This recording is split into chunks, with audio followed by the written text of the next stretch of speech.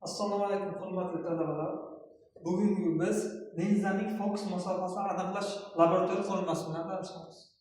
Avvalo laboratoriya qanaqa asboblardan uskunalardan tashkil topgan qarab chiqsak. Birinchi bizga yorug'lik manbai, buyum, linza, ekran va taglikdan iborat hisoblanadi.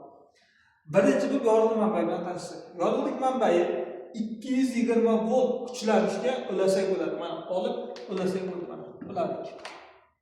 Ulaganimizda knopka bor. Mana knopka yorug'lik o'chish yoqishini ifodalaydi. Mana yorug'lik manbaini yoqdik. Ikkinchisi buyum, mana buyum, yig'uvchi linza va ekran. E'tibor berayotgan bo'lsak, 3-qismimizda taglik joylashgan bo'ladi. Taglikning alohida xususiyatlari shundan iboratki, u 1 metr uzunlikda, aniq bir uzunlikda va millimetrlarga bo'linib chiqilgan. Undan tashqari taglikning yana yaxshi bir xususiyati, bu yerda linza, buyum, ekranlar bemalol erkin harakatlantira olsak bo'ladi. E'tibor berayotgan bo'lsak, erkin harakatlanyapti. Erkin harakatlanmoqda. Ana endi laboratoriya ishini o'tkazib boshlasak. Birinchi navbatda yorug'lik manbaini yoqdik. Ekranda qanaqadir ta'sir hosil bo'ldi. E'tibor berayotgan bo'lsak, birinchi holatda mana aniq tiniq ta'sir olishimiz kerak. Mana tiniq ta'sir olyapmiz, lekin aniq ko'rinib turibdiki, bu yerda buyumdan o'lchamga ko'ra katta va teskari haqiqiy ta'sir hosil bo'lyapti.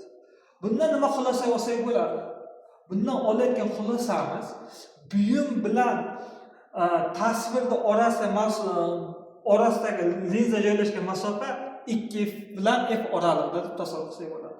Ana endi erkin bemalol harakatlantiryapmiz.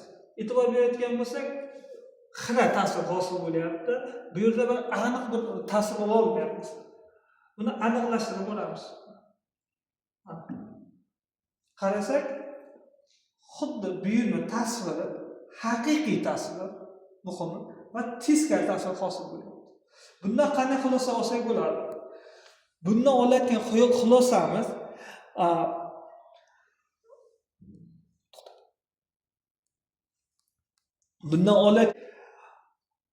mana ta'sirimiz haqiqiy bo'lgani uchun buyum bilan linza orasidagi masofa katta hisoblanadi. Ya'ni linza bilan buyum orasidagi masofa 2f masofadan katta. Shuning uchun ham bizga kichiklashga haqiqiy ta'sir hosil bo'lyapti.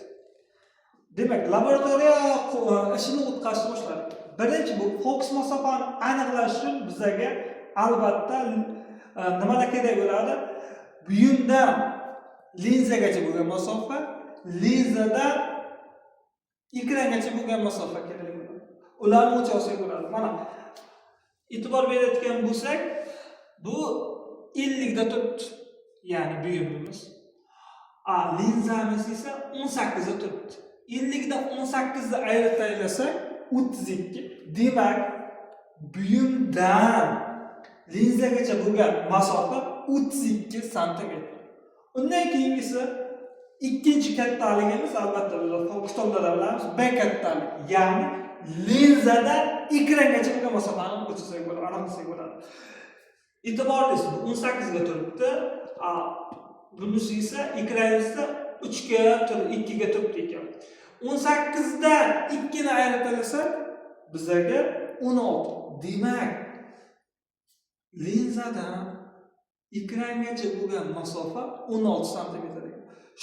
Shularni aniqlagan holatda bemalol osongina linzani fokus masofasini aniqlasak bo'ladi. Buning uchun biz yupqa linzani formulasini qaraylik. Bir yig'uvchi linza, bir taqsim F T bir taqsim A plus bir taqsim B. Bu bizga bo'ladigan hammamizga bo'ladigan formula. Umumiy maxraj beramiz. Bu yerga B dan A dan. Shunda bir taqsim F T A ko'paygan B plus A hosil bo'ladi.